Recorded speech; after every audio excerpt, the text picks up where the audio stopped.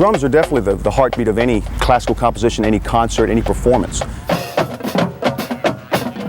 The drums have been around since the beginning of time. The first musical instrument had to be some form of drum. 1, 2, 3, 4.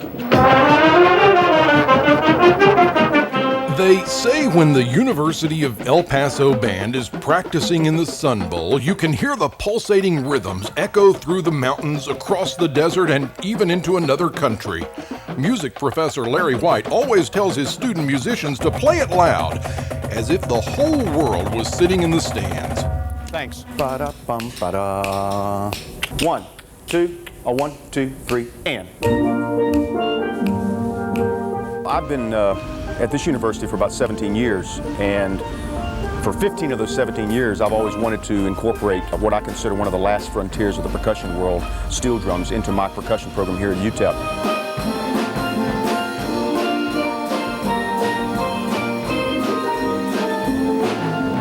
The third floor of the UTEP Music Building has never been more festive. At times, it can sound like a Caribbean beach party. Hundreds of miles from any ocean, these students have set aside Sousa to master the music of the tropics. 2, 3, and. 2, 3, and. We're out here in the desert.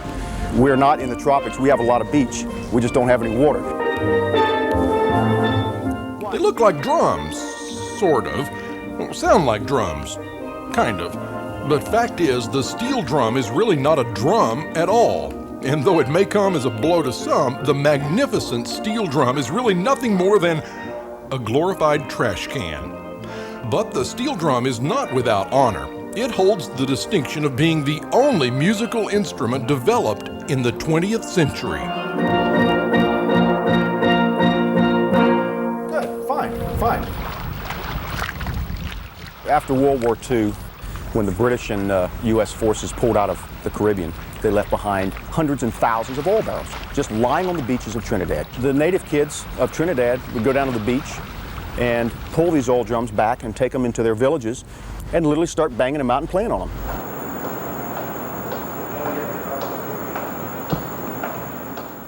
It's an instrument that people play without knowing anything about music.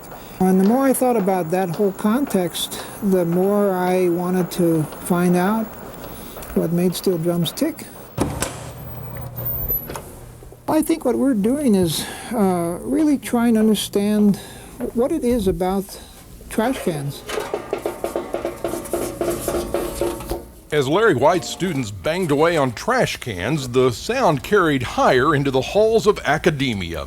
The highly esteemed professor of metals, Dr. Lawrence Murr, heard, then studied the odd music, then announced to the world the range of symphonic sounds produced by the drums defies all logic. So he took it upon himself to get to the bottom of the odd trash can occurrence. I'm absolutely dumb about music. I can't read a note of music. I know for a fact that Dr. Murr can't even dance.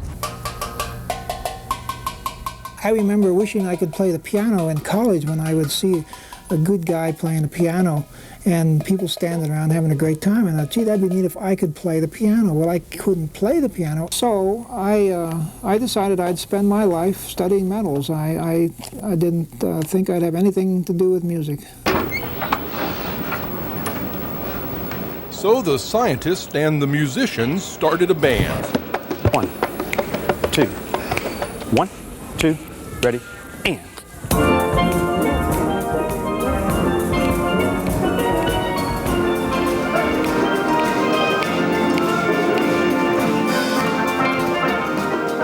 It's amazing to me that this wonderful instrument that we're playing on has not really been analyzed. No one really knows why it works. What produces this unique tone?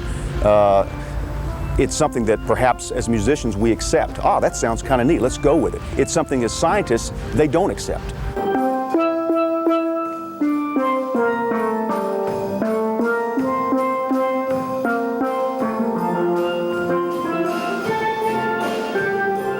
A young lady referred to the sounds, delicate tones of twinkling stars. That's what the steel drum sounds like. If you could see stars twinkling and think about what kind of tone would they create, maybe it would be the tone of a steel drum.